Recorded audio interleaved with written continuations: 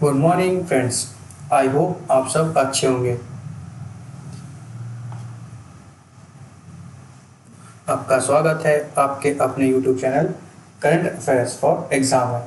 चलिए आज दिनांक 5/3/2024 की प्रश्नावली शुरू करते हैं।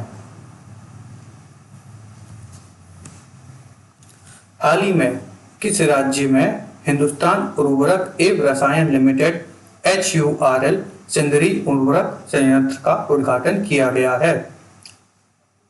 झारखंड, उत्तर प्रदेश, मध्य प्रदेश, उड़ीसा। इसका सही जवाब है झारखंड। हाल ही में प्रधानमंत्री श्री नरेंद्र मोदी जी ने झारखंड के धनबाद में हिंदुस्तान उर्वरक और रसायन लिमिटेड HURL सिंदरी उर्वरक संयंत्र सिंदरी फर्टिलाइजर प्लांट का उद्घाटन धनबाद में किया। भारत के 360 लाख मीट्रिक टन यूरिया की आवश्यकता है। भारत को 360 लाख मीट्रिक टन यूरिया की आवश्यकता है और 2014 में भारत केवल 225 लाख मीट्रिक टन यूरिया का उत्पादन कर रहा था। पिछले 10 वर्षों में यूरिया का उत्पादन बढ़कर 310 लाख मीट्रिक टन हो गया है। प्रधानमंत्री जी ने रावणकुंडन, गोरखपुर और बरौनी में उर्वरक संयंत्रों के पुनरुद्धार के बारे में भी जानकारी दी। हिंदुस्तान उर्वरक और रसायन लिमिटेड सार्वजनिक क्षेत्र के उपक्रमों national thermal power plant NTPC, IOCL, Indian oil corporation limited और ऑल इंडिया लिमिटेड CIL और FCIL या HFCL की एक संयुक्त उद्यम कंपनी है जिसे 15 जून 2016 को शामिल किया गया था।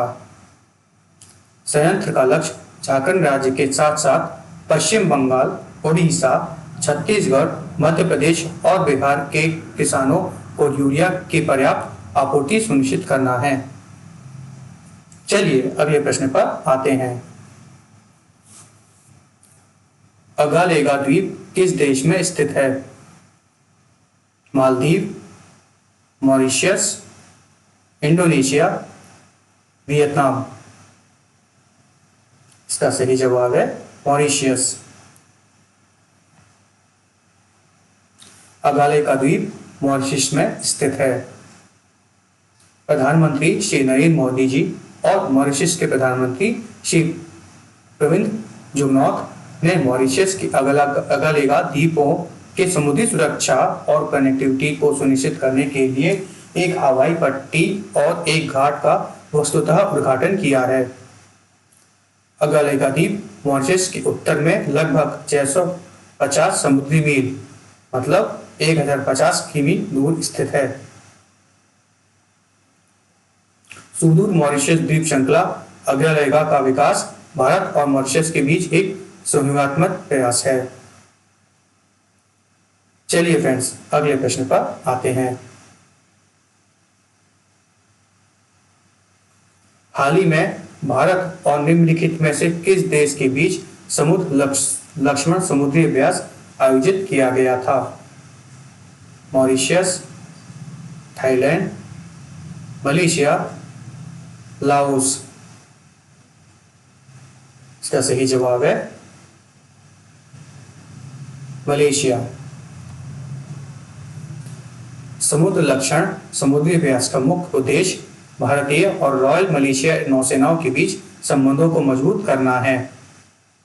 भारत और मलेशिया के बीच 28 फरवरी से 2 मार्च 2024 तक विशाखापट्टनम में समुद्र लक्षण समुद्री अभ्यास आयोजित किया गया था। अभ्यास में भारतीय नौसेना जहाज तिलतान और रॉयल मलेशियाई जहाज केडी लकीर ने भाग लिया है। इस अभ्यास का उद्देश्य समुद्री दृष्टिकोण पर आपसी सहयोग को और बढ़ाना भी है। चलिए फ्रेंड्स अगले प्रश्न पर आते हैं। निम्नलिखित में से किसने खेलो इंडिया यूनिवर्सिटी गेम्स का उद्घाटन किया है? श्री नरेंद्र मोदी जी, श्री धर्मेंद्र प्रधान जी, श्री अनुराग ठाकुर जी, श्री प्रहलाद जोशी जी। इसका सही जवाब है श्री अनुराग ठाकुर जी। हाल ही में केंद्रीय युवा मामले और खेल मंत्री श्री अनुराग ठाकुर जी ने आज गुवाहाटी में खेलो इंडिया यूथ गेम्स का उद्घाटन किया। प्रधानमंत्री श्री नरेंद्र मोदी जी ने एक वीडियो के माध्यम से पूर्वोत्तर के 7 राज्यों में आयोजित खेलो इंडिया यूनिवर्सिटी गेम्स को संबोधित किया। खेलो इंडिया यूनिवर्सिटी गेम्स का शुभारंभ तितली के आकार में अष्टलक्ष्मी जी हैं, जो पूर्वोत्तर की उड़ान भरने वाली आकांक्षाओं का प्रतीक हैं। इस साल खेलो इंडिया विंटर गेम्स का आयोजन लद्दाख में किया गया था। साथ ही इस साल तमिलनाडु में खेलो इंडिया यूथ गेम्स का भी आयोजन किया जाएगा। चलिए फ्रेंड्स, अगले प्रश्न पर आते हैं। खेलो इंडिया यूनिवर्सिटी गेम्स 2024 किस विश्वविद्यालय में ने जीता था? LPU, Chandigarh university, Guru Nanak Dev university, Jain university. इसका सही जवाब है चंडीगढ़ यूनिवर्सिटी। खेलो इंडिया यूनिवर्सिटी गेम्स 2024 देश के 7 उत्तर पूर्वी राज्यों में आयोजित किया गया था। खेलो इंडिया यूनिवर्सिटी गेम्स का शुभारंभ तितली के आकार की अष्टलक्ष्मी है, जो पूर्वोत्तर के आकांक्षाओं का उड़ान का प्रतीक है। चंडीगढ़ यूनिवर्सिटी ने अपना पहला खेलो इंडिया यूनिवर्सिटी गेम्स खिताब जीता। चंडीगढ़ यूनिवर्सिटी ने 32 स्वर्ण पदकों के साथ खिताब जीता। चलिए फ्रेंड्स, अगले प्रश्न पर आते हैं। कौन सी संस्था ग्लोबल रिसर्च आउटलुक रिपोर्ट 2024 जारी करती है? विश्व आर्थिक मंच, विश्व बैंक, अंतर्राष्ट्रीय मुद्रा कोष, संयुक्त राष्ट्र पर्यावरण कार्यक्रम। इसका सही जवाब है संयुक्त राष्ट्र पर्यावरण कार्यक्रम। वैश्विक संसाधन आउटलुक 2024 को केन्या के नैरोबी में यूएनईपी मुख्यालय में 6ठी संयुक्त राष्ट्र पर्यावरण सभा के अंतिम दिन लॉन्च किया गया था। यूएनईपी द्वारा ग्लोबल रिसोर्स आउटलुक 2024 रिपोर्ट प्रकाशित की गई है। रिपोर्ट वैश्विक असमानता को दर्शाती है, जहां कम आय वाले देश अमीर देशों की तुलना में 6 गुना कम सामग्री का उपयोग करते हैं। रिपोर्ट इस बात पर भी प्रकाश डालती है उस मध्यम आय वाले देश ने अपने स्वयं के बुनियादी ढांचे के विकास को सुविधाजनक बनाने के लिए पिछले 5 दशकों में अपने संसाधन का उपयोग दुनिया से अधिक कर दिया है। चलिए फ्रेंड्स, अगले प्रश्न पर आते हैं। हाल ही में 21 फीट की महाराणा प्रताप की प्रतिमा का अनावरण किस शहर में किया गया है? जयपुर, जोधपुर, हैदराबाद, जैसलमेर। इसका सही जवाब है हैदराबाद। हाल ही में हैदराबाद में 21 फीट की महाराणा प्रताप की प्रतिमा का अनावरण किया गया है। चलिए फ्रेंड्स, अगले प्रश्न पर आते हैं। किसने प्रोजेक्ट ओडिसर लॉन्च किया है? श्री नरेंद्र मोदी जी, श्री अमित शाह जी, श्री अनुराग ठाकुर जी, श्री धर्मेंद्र प्रधान जी। इसका सही जवाब है श्री धर्मेंद्र प्रधान जी। हाल ही में श्री धर्मेंद्र प्रधान जी ने प्रोजेक्ट ओडिसर लॉन्च किया है। केंद्रीय शिक्षा और कोयला विकास के एवं उद्यमिता मंत्री श्री धर्मेंद्र प्रधान ने आज संबलपुर में प्रोजेक्ट ओडिसर का शुभारंभ किया। इसका उद्देश्य ओडिशा के युवा स्टार्टअपों को वित्तीय सेवा क्षेत्र में रोजगार के अवसरों के लिए तैयार करना है। चलिए अगले प्रश्न पर आते हैं। चपचार कुट त्योहार किस राज्य में मनाया जाता है? मिजोरम, उड़ीसा। यह जवाब है मिजोरम। चपचार कुट महोत्सव पूरे मिजोरम में मनाया जाता है। यह मिजो लोगों का सबसे बड़ा एवं सबसे लोकप्रिय त्योहार है। यह हर साल मार्च की शुरुआत में मनाया जाता है।